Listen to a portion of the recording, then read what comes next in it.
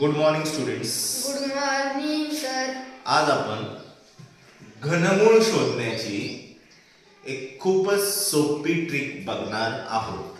ठीक आहे.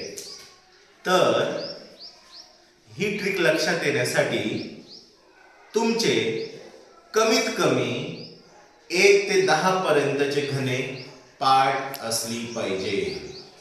ठीक आहे. आता ट्रिक बघा काय आपल्याला करायचं काय, हे शेवटचे 3 अंकांकडे लक्ष द्यायचं आहे. शेवटचे 3 अंक याच्या एकक स्थानी काय आहे, याच्या एकक स्थानी काय आहे, काय एकक स्थानी 2 है ना. मग एकक स्थानी 2 असणारी पूर्ण घन संख्या कोणती सांगा भाऊ. 512 है ना. याच्या पण एकक स्थानी काय आहे 2 है ना. मग मला एक सांगा 512 कोणाचा घन आहे. 8. 512 हा आहे 8चा घन है ना. मग आता करायचं काय आपण, हे 3 अंक जे होते शेवटचे हे यांचं काम झालंय. आता इथे फक्त आपल्याला काय लिहायचं आहे 8. कळालं. आता हे उरलेले जे 2 अंक आहे, काय 2 अंक उरलेले 21 है ना. तर 21च्या जवळचा पूर्ण घनसंख्या कोणती. 8. 21च्या जवळची पूर्ण घनसंख्या काय आहे 8. आणि हा 8 कुणाचा घन आहे 2चा घन. कळालं. म्हणून इथे काय लिहिणार आपण 2.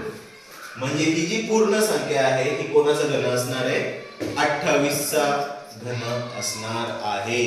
कळलं का सर्वांना. पुन्हा अजून एक उदाहरण घेऊ. इथे किती दिलेले आपल्याला 981 है ना. एकक स्थानी लक्ष द्यायचंय. कोण आहे एकक स्थानी 1. मला एक सांगा 1 ही संख्या एकक स्थानी असणारी कोणती पूर्ण घन संख्या आहे. 1च आहे बरोबर. 1 हा कोणाचा घन आहे 1चाच घन आहे बरोबर. म्हणून आता काय करायचं आपण, शेवटचे 3 अंक संपले यांचं काम है ना. काय लिहिणार आपण इथे आता 1 लिहिणार. आलं लक्षात. उरले आपल्याकडे हे 3 अंक 226 बरोबर. मग आता 226च्या जवळची पूर्ण संख्या कोणती 216. कोणाचा घन आहे हा 216. कोणाचा घन आहे 216 6चा घन. म्हणून इथे काय लिहिणार आपण 6. कळलं.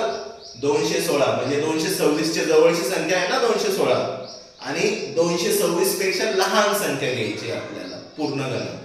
म्हणून आपण किती घेतले 216. कळलं. अजून एक उदाहरण घेऊ आपण. सांगा भाऊ एकक स्थानी काय आहे 9 आहे ना एकक स्थानी. मग 9 असणारी पूर्ण घन संख्या कोणती 729 बरोबर. आणि ही जी 729 आहे ही कोणाचा घन आहे 9चा घन आहे बरोबर. म्हणून आपण इथे एकक स्थानी काय लिहिणार आहे 9 लिहिणार. कळालं. आता हे जे शेवटचे 3 अंक आहे यांचं काम संपलं है ना. आता उरले आपल्याकडे हे 3 अंक. कळालं. 117च्या जवळची पूर्ण घनसंख्या कोणती 512. 117 आहे ना. 117च्या जवळची पूर्ण घनसंख्या